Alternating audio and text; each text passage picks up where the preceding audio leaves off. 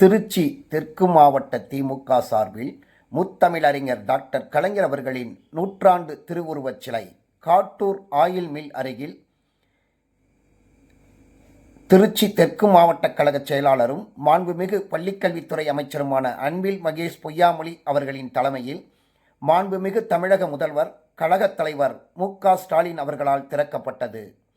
அதனை முன்னிட்டு இன்று கழக முதன்மைச் செயலாளர் மாண்புமிகு அமைச்சர் கே.என். நேரு அவர்கள் சிலைக்கு மாலை அணிவித்து மரியாதை செலுத்தினார். இந்நிகழ்வில் அமைச்சர் அன்பில் மகேஷ் பொய்யாமொழி, மாநகர கழக செயலாளர் மதிவாணன், காட்டூர் பகுதி கழக செயலாளர் நீலமேகம், மாமன்ற உறுப்பினர் செந்தில், வட்டக்கழக செயலாளர் முருகானந்தம் மற்றும் கழக நிர்வாகிகள் உடன் இருந்தனர்.